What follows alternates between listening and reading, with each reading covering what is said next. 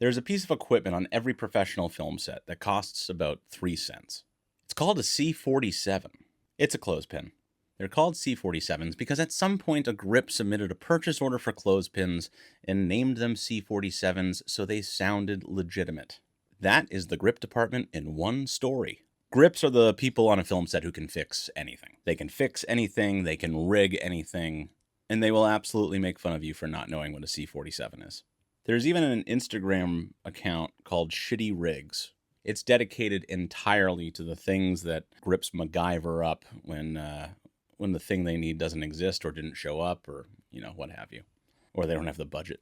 400,000 followers. The grips know their audience. So what does the grip department actually do? Short answer, everything nobody else wants to figure out.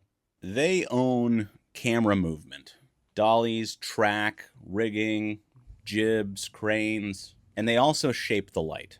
Not electrically, that's the electrics world, but flags, silks, diffusion frames, cutters, all the grip world. Deciding where light goes, where it gets cut, where it wraps, and where it doesn't. The department runs like this. At the top, you have the key grip. We talked about the AD department before. Consider the key grip the first AD of that department. They work directly with the DP and the gaffer, deciding where the camera's going to go, how it's going to move, how are you going to rig that, how are you going to shape the light that the electricians put up. Below the key is the best boy, best person. I don't know. The language is catching up. You can think of them as kind of the second AD of their department. Running the truck, managing rentals, manpower, time cards. The key is thinking on the dance floor, and the best person is trying to make sure there's a dance floor to think on. And then there's the dolly grip, a specific animal. Their job is to move the camera. But saying a dolly grip moves the camera is like saying John Williams makes noise.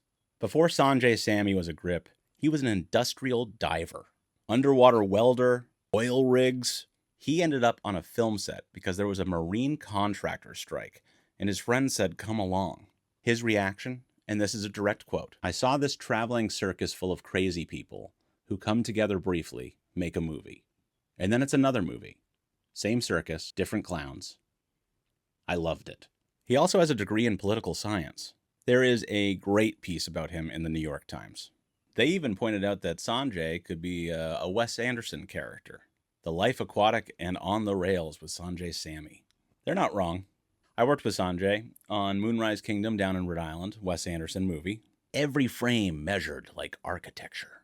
Every setup treated like it was going in a museum, which I guess technically it kind of is. All that precision, and Sanjay is the nicest guy I have ever worked with. He'd been with Wes since the Darjeeling Limited. Wes needed a grip in India for that movie and was recommended Sanjay. And after that, Wes essentially never stopped calling him. He stopped calling me. Anyway. The Grand Budapest Hotel, Moonrise Kingdom, the French Dispatch, Asteroid City, the new one with Benicio. The Phoenician Scheme? I think that's right. Wes has called him a producer for us, which means he's not just executing someone else's ideas, he's helping figure out if those ideas are even possible to begin with. Bob Yeoman, Wes Anderson's one and only cinematographer, credited Sanjay's low-tech, build-it-yourself approach to the visual language of these films. When a cinematographer gives creative credit to his key grip. Rare, but awesome. So obviously I'm bringing up Sanjay because he is a masterful dolly grip. Grip in general, but dolly grip specifically. He said something in an interview that kind of stuck with me. Here's what he said. "To me, a stop in a dolly move is punctuation. When you stop the camera, or slow it, and speed it up again, it's all punctuation. I feel like a lot of people think of a dolly move as getting from one place to another. Follow the actor, push in on the moment, cover the distance. Sanjay thinks about it the way a writer thinks about a sentence. The move is part of the writing. Not a vehicle for the story, part of it. It's a completely different way of thinking of, what it means to push a dolly. I wasn't on the French Dispatch, but I know Sanjay, and this story is worth it.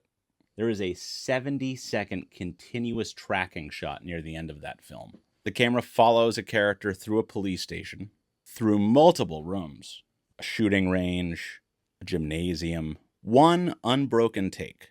When Sanjay read the script, he thought he was misreading the technical instructions. So he emailed Wes. It looks like this is one shot. Wes wrote back. That's because it is. Sanjay called it the most complicated shot he'd ever worked on. What he ended up building for it was a custom 2-tiered dolly system, the Mangalore rig. And I'm sorry if I'm butchering the name. I know I'm going to get shit about that. Wood, metal, mechanical, completely hand-built. At a specific moment mid-shot, a crew member had to manually pull a pin to redirect the camera's path into another room. By hand, on a 70-second take. Sanjay didn't rent the answer, he built it. Because the move had to have intention and weight behind it. Not the weightlessness of a drone, not the smoothness of a gimbal. Something that felt like it was being pushed by a human who knows exactly what he is doing. A lot of times the grip department doesn't get profiled. They don't get interviewed. Most audiences have not thought about them their entire lives. And most people in the grip department would consider that a job well done. But the difference between a film that moves well and one that doesn't often lies in the grip department. Sanjay described his own job as creative application of physics and mathematics to solve very unique types of problems. He went from welding oil rigs underwater to being the person that Wes Anderson calls when he has a shot that really shouldn't be possible. Next time you watch a film where the camera seems to move like it has something to say, like it knows something, ask yourself who pushed that dolly, because somebody did. And if it was Sanjay, they probably hand-built the track first.